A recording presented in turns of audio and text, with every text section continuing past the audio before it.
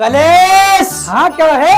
चाय पिला। मेरे पास टाइम वाइम नहीं है, घर के बतेरे काम होते हैं, बाहर जाके पी लो। भाई ये कोई तरीका अपने मियाँ से बात करने का है? तुम बीवियों से पतियों की इज्जत करना नहीं आती? काहे के पति, काहे की इज्जत? अच्छा एक काम करो, तुम मुझे कोई दो रीजन बताओ जिससे हम बीवियां तुम पतियों की इज्जत करें। अबे ये क्या नया टंटा चालू कर दिया? हर घर में ये चल रहा है, दो रीजन बताओ पतियों की इज्जत के, दो रीजन बताओ पतियों की इज्जत के। तू एक काम कर, दो रीजन छोड़ पतियों की इज्जत के, कोई एक रीजन ऐसा बता हम पति तुम बीवियों की इज्जत करें, बता। अरे हम माँ हैं, हमारे कदमों तले जन्नत होती है। अबे तो इसमें तुम्हारी क्या कलाकारी हो गई? लड़की की शादी होती है, फिर बच्चा होता है, तब वो मां बनती है, फिर उसके पैरों के नीचे जन्नत आती है। तो ये सारी कलाकारी तो बच्चे की हुई, वो पैदा हुआ तो तुम मां बनी। कोई ऐसा रीजन बता जो तुम्हारी इज्जत हो बीवियों की। हम तुम्हारा घर संभालते हैं, तुम्हारे बच्चों को संभालते हैं, तुम्हारे माँ बाप को संभालते हैं और तुम्हें भी तो संभालते हैं। तुम ही तो हमारे माँ बाप को संभाल रही हो। जब तुम्हारे आने से पहले तो हम जंगलों में घूम रहे थे, हुलाला करते फिर रहे थे, घास पत्ते खा रहे थे, और बच्चों को संभालने में कौन सी कलाकारी है?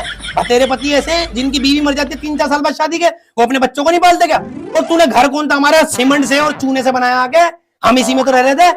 कोई एक रीजन ऐसा बता दे जो बीवियों की इज्जत हो। अरे हम बीवी है तुम्हारे खातिर, अपने माँ बाप को, अपने भाइयों को, पूरे खानदान को छोड़ के आते हैं सिर्फ तुम्हारे लिए। अबे तो डायन आते ही बदला लेती हो, हमें हमारे माँ बाप से अलग करा देती हो। 5 साल हो गए शादी को, 4 साल से अपने माँ बाप से अलग रह रही हूँ।